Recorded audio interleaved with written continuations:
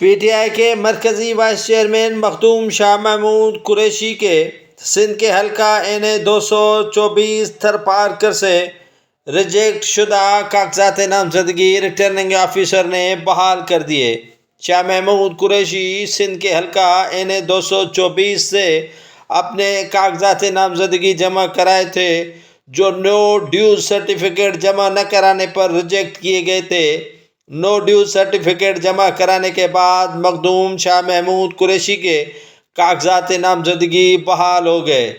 P T I کے کارکنوں میں خوشی کی لہر دوڑ اٹھی ہے۔